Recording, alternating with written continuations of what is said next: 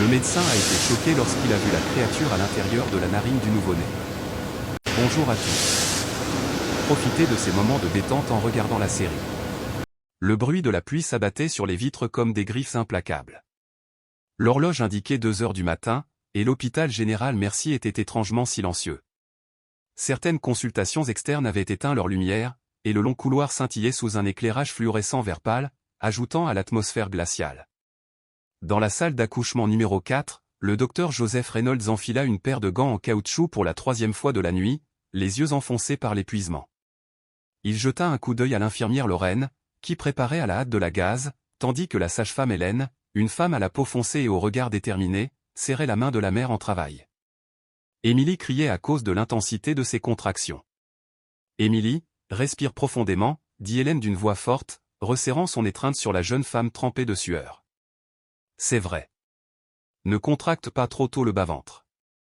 Écoute-moi. »« Oh mon Dieu, Paul, chérie », s'écria Émilie de douleur. Son mari, Paul, tremblait derrière la vitre, frappant ses poings l'un contre l'autre, impuissant. Joseph se pencha entre les jambes de la mère et parla calmement. « Je vois la tête du bébé. Encore une poussée vigoureuse, Émilie, et on la fera sortir. » La salle retenait son souffle. « Compte avec moi. »« 1, 2, 3, » cria Hélène. Émilie hurla, déversant toute sa force dans son corps, comme si elle se déchirait. Un flot de liquide rose foncé jaillit, puis une minuscule tête émergea. Joseph attrapa le petit corps mou et humide, serra rapidement le cordon ombilical et le coupa, puis le souleva. Mais il n'y eut pas de cri. Aucun son familier ne rompait le silence obsédant du quart de nuit. « Non, pourquoi ne pleure-t-elle pas » murmura Émilie d'une voix rauque, essayant de se relever pour voir. « Laisse-moi m'en occuper » dit Joseph en serrant les dents, en tapotant doucement le dos du bébé. Lorraine essuya rapidement le mucus du visage du bébé, mais dès qu'elle toucha la narine gauche, elle se figea. « Joseph, regarde ça. » Halta-t-elle, sa main laissant tomber la serviette. Joseph se pencha et écarquilla les yeux. Quelque chose de gris foncé, doux comme de la gelée, sortait de la narine gauche de la petite fille de la longueur d'un petit doigt et se tordait comme un tentacule. « Oh mon Dieu » murmura Hélène, le visage pâle. Joseph recula d'un pas, puis cria « Appelez un endoscopiste. Faites venir un scanner immédiatement. Apportez du matériel portable. » Lorraine pâlit lorsqu'elle décrocha l'interphone pour appeler à l'aide. Dehors, Paul s'est mis à frapper sur la vitre en criant « Que se passe-t-il ? Que arrive-t-il à mon bébé ? Quelqu'un peut-il me parler ?» Émilie a eu du mal à s'asseoir, mais Hélène l'a retenue. « Non. Vous saignez abondamment. Restez calme. Votre bébé respire encore. »« Mais qu'est-ce que c'est ? Qu'est-ce qu'elle a dans le nez ?» s'écria Émilie. En moins de 5 minutes, 2 endoscopistes se sont précipités. L'un d'eux, un jeune interne américain nommé Michael Carter, avait les cheveux bruns bouclés, les cheveux en bataille et portait des lunettes rondes. Ses mains tremblaient en tenant l'endoscope. « Docteur Joseph. Je n'ai jamais rien vu de tel, » balbutia Michael. « Aucun de nous ne l'a fait, » répondit Joseph, les dents serrées. « Insérez l'endoscope avec précaution. Ne grattez pas la muqueuse nasale. » Ils ont inséré avec précaution l'endoscope dans le nez du bébé, projetant une image en direct sur un écran portable. « Oh mon Dieu !» Michael se figea et s'effondra en arrière. « Attention !» cria Lorraine. L'endoscope a glissé des mains de Michael, touchant presque Joseph. Sur l'écran, une image grotesque apparut.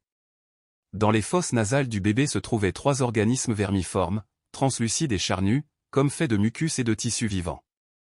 Ils se déplaçaient, se tordant doucement, chacun doté de petites têtes en forme de champignons, munis de crocs fins comme des rasoirs, tourbillonnant dans les sinus fragiles. « C'est impossible. »« Qu'est-ce que c'est ?» balbutia Hélène. « Des parasites » murmura Joseph. « Peut-être un organisme biologique. »« Un organisme étranger à l'environnement » dit Michael d'une voix tremblante en se relevant. « Mais pourquoi, dans le nez d'un nouveau-né ?» Joseph ferma les yeux quelques secondes, puis prit une profonde inspiration. « Préparez-vous pour une endoscopie d'urgence ici même. On ne peut pas bouger le bébé. Ses voies respiratoires pourraient être complètement obstruées à tout moment. »« Tu parles d'une opération ? » Ici même, en salle d'accouchement, halta Lorraine. Nous n'avons pas le choix. Joseph a fait appel à un anesthésiste et à une infirmière en chirurgie endoscopique. En 10 minutes, une opération improvisée était en cours sur la table d'accouchement, au milieu du bruit de la pluie battante et de la respiration laborieuse de toutes les personnes présentes dans la salle. Emily, sous sédatif et analgésique, n'arrêtait pas de murmurer « Hope, mon bébé, mon bébé ». Michael tenait la lampe chirurgicale, le visage décoloré. Hélène, la sage-femme expérimentée, surveillait maintenant la respiration et les signes vitaux du bébé. Elle devait serrer les poings fermement pour les empêcher de trembler. Pendant ce temps, Joseph effectuait l'endoscopie avec précision, enfonçant le tube profondément dans chaque narine et utilisant un outil spécial pour extraire chaque organisme. Une créature recouverte de bave tomba dans un plateau en acier inoxydable, se contorsionnant et émettant un son aigu, à peine audible pour l'oreille humaine. « S'il te plaît, ne le laisse pas te mordre », murmura Michael en anglais, en reculant d'un demi-mètre. Joseph ne leva pas les yeux. « Maintiens la lampe allumée. Elles ne sont pas venimeuses, mais elles sont vivantes. » L'intervention a duré près de 45 minutes. Finalement, une fois le troisième parasite retiré, Joseph a expiré et a fait signe d'arrêter. Elle respire encore. Son pouls est légèrement plus stable, a rapporté Hélène. Transférez-la dans une chambre d'isolement stérile. Prévenez l'unité de soins intensifs néonatales pour une admission immédiate. Je veux une analyse sanguine complète. Et scellez les organismes. Accès interdit aux personnes non autorisées, ordonna Joseph. Michael regarda Joseph, les yeux encore fous de choc. Que penses-tu que ce soit? Joseph leva les yeux et essuya la sueur de son front. Je ne sais pas. Mais je suis sûr d'une chose, ils ne viennent pas d'un endroit propre.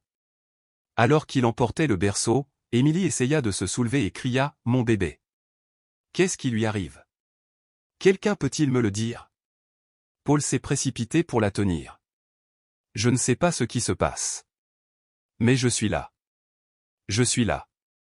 Emily se serra la poitrine et se mit à sangloter. Elle ignorait que les parasites qu'ils avaient éliminés n'étaient que la partie émergée du cauchemar qui les attendait. À l'extérieur de l'unité de soins intensifs néonatales, une lumière rouge clignotait au-dessus de la porte, signalant une zone d'isolement spéciale. La pluie ne s'était toujours pas arrêtée, s'infiltrant par une fente de la fenêtre du couloir et frappant le sol de pierre froid en gouttes rythmées. L'air de la nuit s'épaissit, non seulement à cause du temps, mais aussi à cause de l'horreur qui venait de se dérouler dans la salle d'accouchement numéro 4. Joseph resta immobile, les yeux fixés sur les 3 bocaux contenant les étranges organismes, désormais scellés dans un plateau spécial en acier inoxydable. Chaque bocal contenait une créature d'environ 7 cm de long, molle et visqueuse, au corps gélatineux translucide et à la tête renflée, laissant apparaître 2 fines dents en forme de crocs qui tressautaient faiblement. Hélène, scelle-les. Étiquette-les comme étant une menace biologique à haut risque, ordonna Joseph d'une voix basse et rauque. L'infirmière Hélène rangea soigneusement les bocaux dans une boîte sécurisée, la fermant avec un cadenas à code-barre. Son visage était toujours pâle.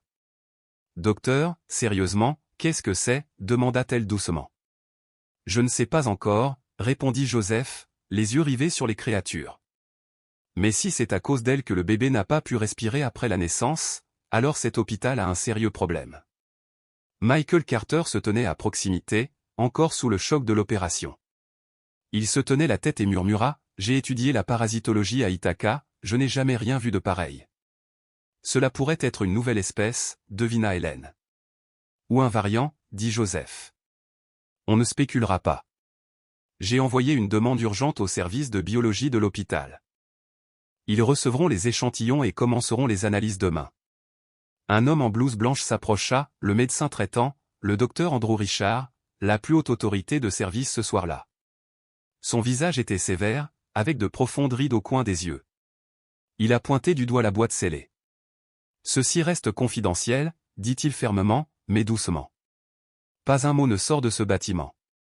Mais c'est une menace pour la santé publique, objecta aussitôt Joseph. Cette petite fille a failli mourir d'un parasite non identifié. Nous avons le devoir d'informer. Andrew le regarda dans les yeux, d'une voix basse et ferme. Et laisser les gros titres de demain s'abattre sur tout le pays? Faire fuir les femmes enceintes de cet hôpital?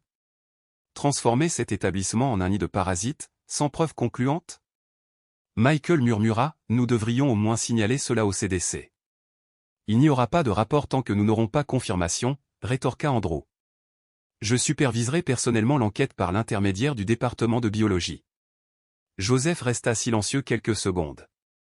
Il savait qu'il ne s'agissait plus seulement d'un cas médical.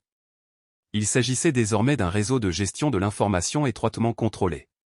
Pendant ce temps, la petite fille, prénommée Hope, avait été transférée au service stérile de l'usin. Une équipe de soins intensifs était présente 24 heures sur 24, 7 jours sur 7. Pourtant, même après l'élimination des parasites, sa respiration restait irrégulière. Le respirateur haute pression ne parvient toujours pas à stabiliser la SPO2, a rapporté une infirmière. Les poumons ne présentent aucune lésion mécanique, mais les tissus des voies respiratoires semblent être enflammés depuis longtemps. Hélène, surveille ta saturation en oxygène toutes les 30 minutes, ordonna Joseph. Signalez-moi immédiatement tout changement. Il sortit dans le couloir, où Emily était allongée sur un lit d'hôpital roulant, les yeux écarquillés de peur. Paul, affalé au bord, lui serrait la main en tremblant. « Docteur Joseph, dit Emily d'une voix rauque, s'il vous plaît, dites-moi comment va mon bébé. » Joseph hésita, puis s'assit à côté d'elle. Il ne pouvait pas lui offrir un faux réconfort. « Mademoiselle Emily, dit-il doucement, votre fille est sous surveillance médicale. Nous avons pratiqué une endoscopie et retiré plusieurs corps étrangers qui obstruaient ses voies nasales. » Des corps étrangers? Paul fronça les sourcils. Tu veux dire qu'elle a inhalé quelque chose pendant l'accouchement? Pas pendant l'accouchement, répondit lentement Joseph. Je crains que les objets n'étaient présents avant sa naissance. Les yeux d'Émilie s'écarquillèrent. Elle haleta. Tu veux dire qu'ils étaient en elle quand j'étais encore enceinte? On ne peut pas encore l'affirmer avec certitude, dit Joseph prudemment. Mais je soupçonne qu'une forme de parasite a pu pénétrer dans votre système respiratoire et s'installer à l'intérieur du fœtus. Paul jura, Jésus-Christ, mais qu'est-ce qui se passe? Soudain, la porte s'ouvrit brusquement. Une infirmière se précipita à l'intérieur, la panique se lisant sur le visage. Docteur Joseph. Bébé Hope vient de subir une baisse soudaine d'oxygène. On se prépare à l'intuber. Joseph se leva d'un bond et suivit l'infirmière sans un mot. Derrière lui, Émilie hurlait. Joseph. Joseph, s'il te plaît, sauve mon bébé. Une heure plus tard, Joseph se tenait là, silencieux, fixant bébé Hope à travers une épaisse vitre. Elle reposait dans une couveuse moderne, reliée à des dizaines de tubes, un respirateur, des perfusions, des sondes de surveillance cardiaque, des capteurs de SPO2 fixés à ses petits pieds. Son corps fragile paraissait pâle et flasque, comme si elle venait de survivre à une terrible tempête. Michael s'est approché, tenant une pile de papier de laboratoire. Joseph, dit-il doucement, je n'ai pas été autorisé à imprimer ceci, mais j'ai secrètement photographié un brouillon de l'analyse de l'échantillon de sinus nasal. Regarde ça. Il a montré une image, un scan microscopique de la structure cellulaire d'une des sécrétions du parasite. Des cellules vivantes, demanda Joseph. Pas seulement vivants, répondit Michael. Ils ont des gènes actifs. Ils utilisent un mécanisme semi-autotrophe, ils absorbent les nutriments de l'eau tout en se reproduisant par spores. Joseph fronça les sourcils. Des spores? Ils peuvent libérer des spores microscopiques dans l'air, a expliqué Michael. Si Emily les a inhalés pendant sa grossesse, cela pourrait également arriver à d'autres femmes. Oh mon Dieu, murmura Michael. Tu sais ce que ça veut dire, n'est-ce pas? Ce n'est peut-être pas un cas isolé, répondit Joseph, les yeux rivés sur Hope. Ce pourrait être la partie émergée de l'iceberg. Au petit matin, Joseph est arrivé au service de biologie de l'hôpital pour remettre les échantillons. Mais un employé l'a intercepté et lui a remis une note. Tous les échantillons relatifs au cas néonatal 23/CES seront traités conformément aux directives internes. Toute altération, divulgation ou transfert non autorisé des données est interdit. Le sceau du directeur de l'hôpital figurait au bas de l'étiquette. Joseph serra le papier, sentant son sang lui monter à la tête. Il se tourna vers Michael. Il cache tout ça. Michael hocha la tête en baissant la voix. Joseph, si tu continues à creuser, il te faudra quelqu'un capable de rendre ça public. Un journaliste. Connaissez-vous quelqu'un? Michael hésita. Puis il dit, oui. Un ancien contact. Martha Ellis. Elle écrit pour le Bacon Post. Elle a déjà enquêté sur des fuites médicales. Joseph prit une profonde inspiration, son regard se durcissant. Bien. Il faut tout préparer soigneusement. S'ils veulent me faire taire, il faut que je parle assez fort pour que tout le pays m'entende. 17 heures. La pluie s'était calmée, mais le ciel au-dessus de la prairie de l'Illinois restait gris et morne, comme le visage de quelqu'un après un enterrement. Un vieux pick-up argenté s'arrêta devant un motel en bord de route. La portière s'ouvrit et Paul en sortit le premier, le visage crispé par l'inquiétude. Doucement, dit-il en aidant Émilie, encore faible après l'accouchement douloureux d'il y a 2 nuits. Elle se pencha vers lui, le regard vide, les lèvres gercées incapables de former des mots. Il se tenait devant la porte rouillée de motel Seniacre, propriété d'un certain monsieur James. L'endroit était une rangée de maisons de plain pied en U, aux murs blanchis à la chaux et tachés de moisissures, et à la mousse verte rampant le long des fondations. L'eau de pluie s'écoulait encore des gouttières cassées. L'air empestait l'humidité. Paul poussa le portail, ses gonds grinçant comme une plainte lasse. Un enfant passa en courant, pieds nus, porteur d'une odeur de boue et de détritus en décomposition. Ils entrèrent dans la chambre numéro 7, la location bon marché où il séjournait depuis des mois. Dès qu'il ouvrit la porte, Émilie se couvrit le nez. « Quelle est cette odeur » grimaça-t-elle. Paul ne répondit pas. Il alluma la lumière, qui projeta une faible lueur sur les murs tachés de moisissures noires comme une peau brûlée. La minuscule pièce contenait un lit en bois grinçant, une vieille table à manger et un réchaud de camping posé sur un tabouret. De l'eau ruisselait du plafond au-dessus des tuyaux rouillés de l'évier. Émilie leva les yeux et resta silencieuse. « Nous avons vécu ici, toute la grossesse, » murmura-t-elle. Paul se tourna vers elle, la voix chargée d'ironie. « Au moins, il y a un toit. » Soudain, un bruit retentit sous l'évier. Émilie sursauta. « C'est un rat ?» ?»« Non. »« Probablement encore un tuyau desserré, » soupira Paul en s'agenouillant pour vérifier. Mais dans la pénombre, il se figea. Une tache ronde sur le sol en béton luisait comme de la colle séchée. Au centre, un minuscule point noir se tordait. « Émilie » appela Théil. « Viens voir ça. » Elle s'approcha. Pendant un instant, ils restèrent tous deux figés. Ce n'était ni un rat, ni un cafard. C'était une minuscule créature d'environ 1 centimètre de long, translucide comme de la gelée, avec des tentacules microscopiques ondulant doucement dans la flaque. Alors qu'Émilie expirait, la chose recula. « Pas question, » dit Paul en reculant. Émilie serra son ventre vide et murmura, on dirait, ce qu'il y avait à l'intérieur de Hope. Paul lui attrapa immédiatement le bras et ouvrit la porte. Nous ne resterons pas ici une seconde de plus. Mais juste au moment où ils atteignaient la cour, ils heurtèrent un homme en blouson de cuir, un cigare à la main à un vieil homme à la barbe grisonnante, aux yeux plissés et au nez crochu. Sa voix était rauque comme de la fumée. « Que se passe-t-il » demanda-t-il avec un ricanement. Paul plissa les yeux. « Êtes-vous M.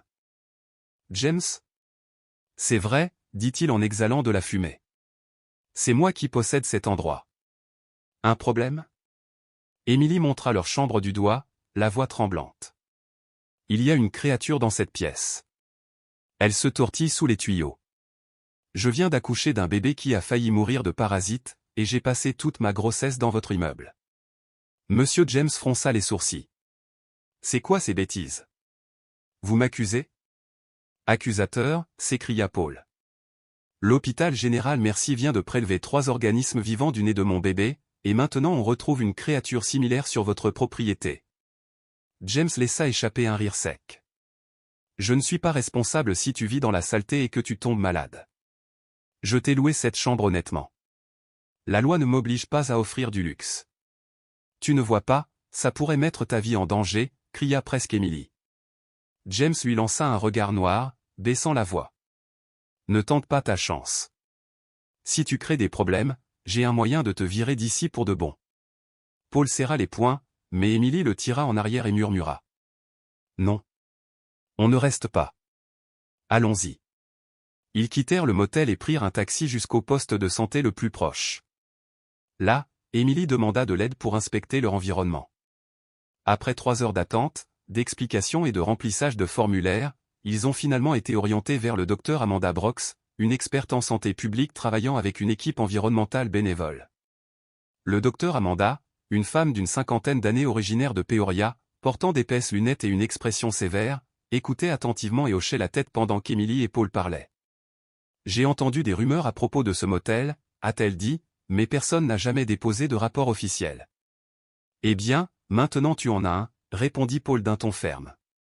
Le lendemain, Amanda est revenue au motel accompagnée de 2 spécialistes de l'environnement, dont Ethan Moore, un jeune technicien américain aux cheveux courts et à la voix douce et prudente. Accompagnés de Paul et Emily, ils s'approchèrent de l'entrée. Monsieur James se tenait sur leur chemin, les bras croisés. « Vous n'entrerez pas sans mandat, dit-il sèchement. Amanda a calmement levé ses titres d'inspectrice de santé publique et a répondu avec une force tranquille, « Vous ne voulez pas que j'appelle la police pour obstruction à une enquête de santé publique, n'est-ce pas ?» James serra les dents, visiblement furieux, puis s'écarta à contre-cœur. Son regard brûlait d'hostilité. L'équipe entra dans la chambre numéro 7. Ethan déballa ses outils et commença à éclairer les fissures des murs avec une lampe LED, sous le lit, autour du lavabo et dans les canalisations. En 20 minutes, sa voix résonna à travers la pièce. « Docteur Amanda, vous devez voir ça. » Sous une tuile cassée, sous le placard, il avait retiré une planche pourrie, révélant des dizaines de taches jaunes pâles, chacune de la taille d'un grain de riz. De minuscules amas d'œufs s'accrochaient comme de la moisissure à la surface sombre et humide. « Des œufs, murmura Ethan. On dirait des organismes au stade larvaire. Certains ont déjà éclos, les coquilles vides sont encore là. Des spécimens vivants, demanda rapidement Amanda. Oui, dit Ethan en désignant un côté. Quelques petits organismes se déplacent. Tentaculés, visqueux, étrangement semblables aux échantillons parasitaires du rapport de Joseph. Le visage d'Amanda s'assombrit. Elle sortit son téléphone et commença à tout photographier. Sa voix baissa, terriblement sérieuse. C'est un nid parasitaire, dit-elle. Je n'en ai jamais vu dans aucune documentation biologique.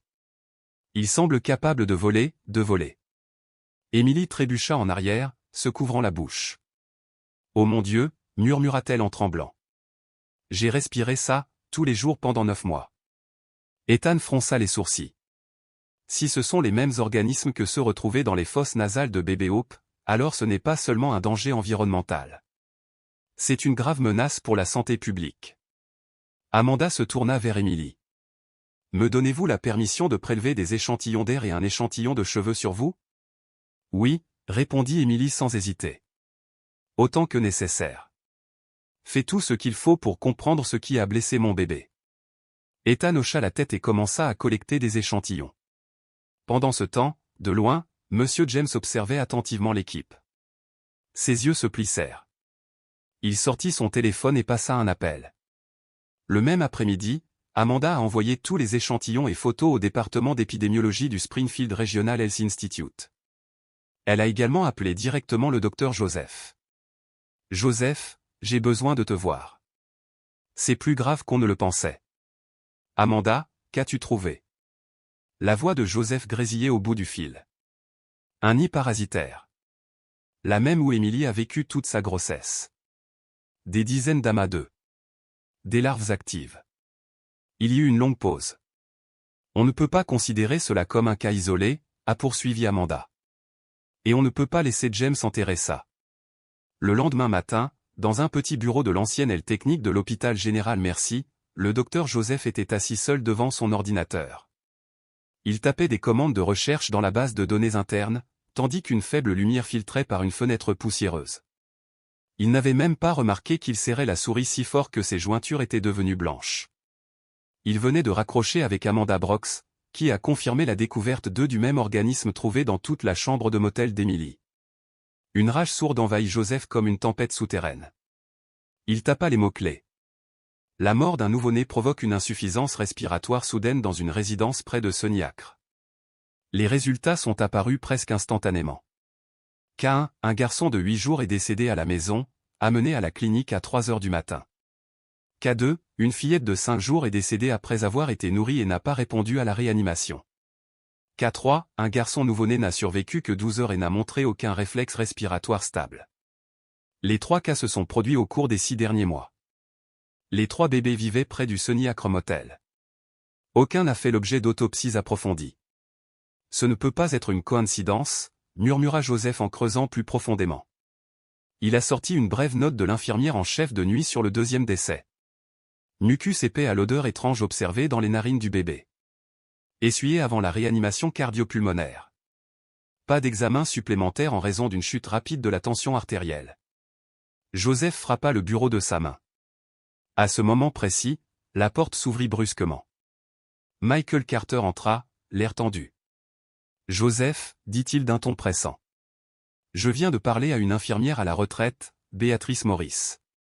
Elle travaillait au service néonatal ici, et elle m'a raconté une histoire étrange. Qu'est-ce qu'il y a ? » Joseph se retourna brusquement. Michael ferma la porte, tira le rideau et murmura comme quelqu'un qui avait peur d'être entendu. Béatrice a raconté qu'il y a environ 4 mois, une petite fille est morte peu après sa naissance. En nettoyant le corps, elle a vu une substance visqueuse sortir du nez du bébé, comme un minuscule ver. Joseph se figea. Elle l'a signalé au médecin traitant le soir même, mais le lendemain, tous les dossiers ont été confisqués. Elle a été réprimandée pour avoir semé la panique et encouragée à prendre une retraite anticipée. Se souvient-elle de ce médecin ? Demanda Joseph d'une voix ferme mais intense. Michael hocha la tête. C'était le docteur Stephen Martin. Il siège désormais au conseil d'administration de l'hôpital. Joseph inspira brusquement, sa voix était froide comme l'acier. Donc il le savait depuis le début. Michael s'assit et poussa un dossier vers lui sur le bureau. J'ai photocopié en secret une partie des dossiers juridiques internes.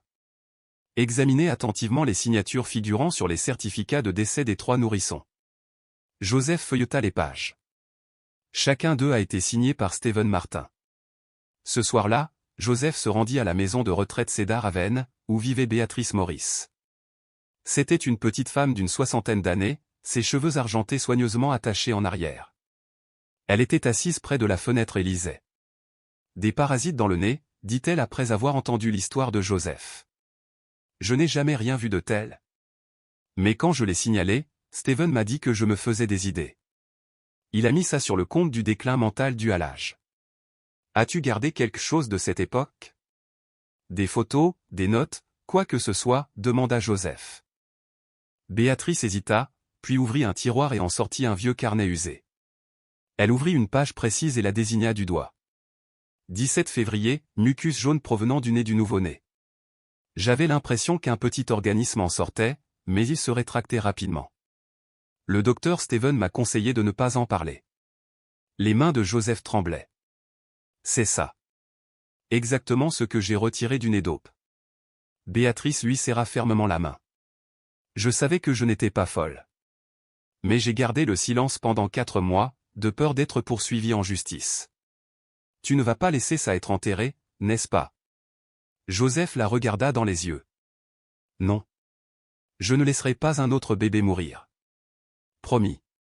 Le lendemain, Joseph est retourné à l'hôpital, mais a été arrêté à l'entrée de l'aile des données par la sécurité. Désolé, docteur. Vous n'êtes pas autorisé à entrer dans le centre de données. Directive du conseil d'administration. Il a sorti sa carte d'identité et l'a scannée. La machine a émis un bip. Accès refusé. Un message de Michael est apparu sur son téléphone. Soyez prudent. Quelqu'un essaie de verrouiller votre compte interne. Stephen le sait. Juste à ce moment-là, Joseph reçut un appel téléphonique anonyme. Une voix masculine profonde et froide parla. Si tu veux garder ton emploi ou ta réputation, tu ferais mieux de savoir t'arrêter. Tu vas trop loin, James. Joseph rétorqua, tu devrais te demander, qui se cache derrière James ? L'appel est terminé. Joseph resta figé dans le hall de l'hôpital. Ce soir-là, il se rendit dans un petit café du coin. Michael et Amanda attendaient déjà. Ils étaient tous les 3 assis dans une cabine à l'arrière, parlant doucement. « Michael, as-tu toujours une copie de l'échantillon de parasites ?» demanda Joseph. « Oui. J'ai sauvegardé l'analyse génétique sur une clé USB séparée et j'en ai déjà envoyé une copie à un laboratoire de San Francisco pour confirmation de la structure de l'ADN. Et toi, Amanda ? J'ai déposé un rapport préliminaire auprès du Conseil régional d'épidémiologie, mais 1 heure plus tard, quelqu'un du gouvernement a appelé, exigeant que nous suspendions l'enquête en raison de « preuves vérifiées insuffisantes ». James est derrière tout ça, marmonna Michael. Il n'est pas le seul, dit Joseph avec amertume. Tout le système essaie de nous réduire au silence. Amanda regarda Joseph, les yeux brûlants. Nous devons agir. Ils ont l'argent et le pouvoir, mais nous détenons la vérité. Si le système de santé officiel ne nous écoute pas, nous laisserons parler les médias. Michael hocha la tête. Je connais quelqu'un qui n'aura pas peur. Elle a révélé le scandale des greffes de foie au marché noir à Chicago. Elle s'appelle Martha Ellis. Joseph serra le poing. Contactez-la. On n'a plus de temps. Mardi après-midi, le ciel de Springfield était alourdi par une couche de plomb. Des nuages gris, refroidis par les cendres, dérivaient silencieusement au-dessus des toits de tuiles rouges du quartier résidentiel. Joseph se tenait devant le portail rouillé du Sony Acre Motel, les deux mains agrippées à un dossier en cuir. Il portait sa blouse blanche, le col raide, le regard fixe. Le gardien regarda à travers la moustiquaire. « Vous êtes là pour un rendez-vous médical ? » Personne n'est inscrit. « Je suis ici pour inspecter les conditions de vie, » répondit Joseph sèchement. « Je suis médecin à l'hôpital général Mercy et j'ai la preuve que cette propriété représente une menace pour la santé publique. » Le portier fronça les sourcils et sortit son téléphone. Moins de 3 minutes plus tard, un SUV noir arrivait et se garait en diagonale devant l'entrée. Monsieur James sortit, vêtu d'un costume marron clair, d'une chemise noire et d'une cravate rouge, tenant une canne à pommeau argenté. Joseph Reynolds, aplatait-il avec un sourire narquois. J'ai entendu dire que vous aviez parlé d'une créature vivant dans le nez des bébés. Ne faites pas semblant d'être surpris. Joseph s'est approché de lui. J'ai des preuves solides. Des échantillons de parasites. Des spécimens d'œufs. Des analyses génétiques. Et 3 décès de nourrissons directement liés à cet endroit. James ricana en reniflant. Et alors ? Et alors ? Vous saviez que ces organismes étaient là et vous avez quand même loué cette propriété, sans réparation, sans avertissement, sans inspection sanitaire. Vous risquez des poursuites pénales si vous ne dites pas la vérité. Des accusations ? James s'approcha, baissant la voix à l'oreille de Joseph. Sais-tu seulement à qui tu as affaire ? Joseph ne broncha pas, un lâche qui se cache derrière de faux papiers, qui laisse mourir des enfants et qui pense que l'argent peut effacer sa culpabilité. Une lueur de colère passa dans les yeux de James. Il frappa le sol avec sa canne. Espèce de petit salaud. Je vais tout révéler. Ne croyez pas que quelques dossiers médicaux falsifiés et des pots de vin puissent réduire tout le monde au silence à jamais. J'ai travaillé avec des épidémiologistes, des journalistes et des membres de cette communauté. James fixa Joseph du regard. Plus de sourire narquois. Plus de moquerie. Juste un regard froid, comme la lame d'un couteau. Tu crois que parce que je suis vieux, tu peux faire ce que tu veux, grommela-t-il. J'ai siégé 8 ans au conseil régional. J'ai déjeuné avec le gouverneur. Tu crois que quelques vers dans le nez d'un enfant me font peur ? Joseph resta calme. Non. Tu n'as pas peur, mais tu en auras peur quand ce que tu caches sera diffusé au journal de 20 heures. James plissa les yeux, comme s'il pesait quelque chose de plus dangereux que les armes, l'opinion publique. Martha Ellis. C'est ta personne, demanda-t-il. Joseph fronça les sourcils. C'est une journaliste. Et elle suit la vérité, pas les gens. James tourna le dos et fit signe au gardien de s'écarter. Puis il parla lentement. Écoute-moi, Joseph. Va-t'en. Je t'installerai dans un hôpital privé. Triple ton salaire actuel. Une voiture de fonction. Une maison à Brookhaven. Ne te fais pas martyr.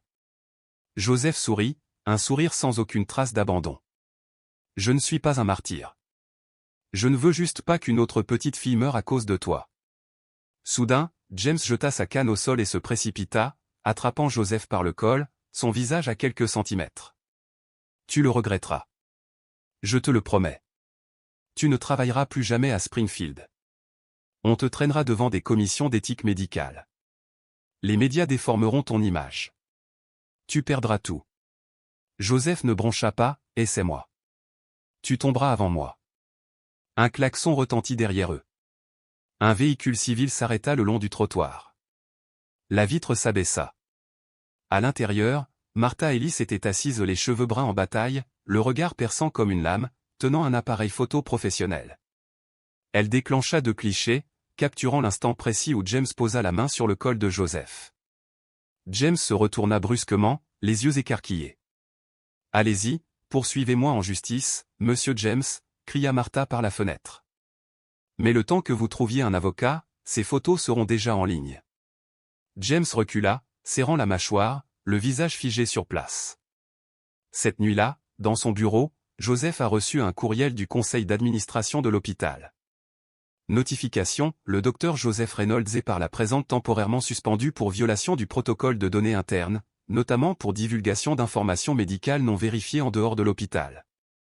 Michael lui envoya un message quelques instants plus tard, ils ont commencé à réagir. Quelqu'un au conseil d'administration est avec James. Paul a également appelé. Joseph, on ne peut pas payer le prochain traitement d'oxygène. L'hôpital exige un acompte puisque tu as été suspendu. Emily a ensuite pris le téléphone. Le bébé est redevenu bleu à 4 heures du matin. Il nous faut une nouvelle injection d'oxygène à haute pression. Je vous en supplie, ne vous laissez pas expulser de l'hôpital. Joseph avait l'impression d'être enfermé dans une cage d'acier. Toutes les issues étaient scellées. Le lendemain matin, dans un petit restaurant près de l'hôpital, Martha était assise avec Joseph et Michael. Sur la table se trouvait un épais dossier de documents qu'elle avait imprimés à partir des documents envoyés par Joseph et Amanda, photos, plans du motel, images des parasites. « James n'est pas seul, » dit Martha. « J'ai enquêté. Il a des liens avec Landmark Realty, une société immobilière qui a obtenu des permis pour de nombreuses constructions illégales. Il bénéficie de la protection du conseil régional. » Michael soupira. « Alors, nous ne sommes pas face à un seul homme. Nous combattons un repère de vipères. »« On a une solution, » dit Martha, les yeux brillants. « Je ne peux pas passer à la télé grand public. Ils ont déjà été payés. Mais je peux le diffuser. Radio Freedom Wave, une station indépendante de Peoria. Ils diffuseront l'information, si je peux prouver qu'elle est vraie. » Joseph hocha la tête. « Je vais chercher les documents. Mais je dois retourner au motel et prélever un autre échantillon d'ovules pour confirmation visuelle. »« Non, » interrompit Michael. « Ils vont t'arrêter. Ils te surveillent. » Martha resta silencieuse un moment, puis sortit une mini-caméra. « J'irai à ta place. Je me ferai passer pour une nouvelle locataire et j'enregistrerai des images pendant la nuit. J'ai déjà fait ça, au Mexique. Ça ira. » Joseph lui serra la main. « Tu prends un risque. »« Je vis pour écrire ce qui doit être connu, » dit Martha. « Si nous ne le faisons pas, qui le fera ?» Ce soir-là, dans une petite chambre louée près du motel, Joseph était assis seul, réécoutant l'enregistrement de sa confrontation avec James dans ses écouteurs. Cette voix rauque et menaçante résonnait. « Tu vas le regretter. » Joseph sourit faiblement, le sourire de quelqu'un qui n'a plus rien à perdre, mais qui tient la vérité entre ses mains. Au cœur de la nuit, le laboratoire de biologie du 3e étage de l'hôpital général Mercier était plongé dans l'obscurité. Seule la faible lueur du climatiseur éclairait les étagères en acier inoxydable, donnant à la pièce une impression de bloc opératoire sans vie. Joseph se tenait près de la porte, l'oreille collée au mur, écoutant les pas s'estomper d'un agent de sécurité. La sueur perlait dans son cou malgré le froid. Dans une main, il tenait une carte d'accès. Dans l'autre, une clé USB cryptée, offerte par un vieil ami d'université de Toronto. Il n'avait qu'une chance. Prenant une profonde inspiration, il tapota la carte sur le scanner. Bip. La porte s'ouvrit. Joseph se glissa à l'intérieur et la referma doucement derrière lui. Il n'alluma pas la lumière. Il connaissait chaque recoin de l'endroit comme sa poche. À l'extrême droite se trouvait l'armoire à échantillons, où l'équipe de biologie avait scellé les 3 organismes parasites prélevés dans le nez de Hope. Son nom figurait encore sur l'étiquette, J. Reynolds K23 manipulation interne. Il l'a déverrouillé. À l'intérieur se trouvaient 3 bocaux à spécimens dans du formol. Les créatures ne bougeaient plus, mais leur forme visqueuse et leur vrille recourbée étaient toujours nauséabondes. Joseph murmura, « Je suis désolé. Mais j'ai besoin de toi vivant, sous forme de données. » Il prit un bocal, le posa délicatement sur la table, ouvrit le couvercle, à l'aide d'une pipette, extraya le liquide et les tissus cellulaires. Arrivant la centrifugeuse, il commença le processus de séparation des cellules. À chaque pas, il portait des gants doubles et un masque N95, ne laissant aucune trace derrière lui. Après 30 minutes tendues, Joseph a extrait l'ADN et l'a inséré dans un séquenceur portable. Pendant que celui-ci fonctionnait, il a ouvert son ordinateur portable et a contacté son ami au Canada, le docteur Adrien Cooper, qui travaille maintenant au Centre de biotechnologie de Toronto. Adrien répondit d'une voix grave et endormie. « Joseph, qu'est-ce que tu m'envoies? On est en pleine nuit ici. » « Désolé, » murmura Joseph. « Mais j'ai besoin d'une analyse immédiate de ce génome. C'est un parasite, inconnu des bases de données européennes. Pourriez-vous effectuer une analyse rapide grâce à l'IA de biocorrespondance? Je peux, répondit Adrien. Mais s'il s'agit d'un échantillon médical, aviez-vous l'autorisation? Non, répondit Joseph d'un ton neutre. Et tu n'as pas besoin d'en demander davantage.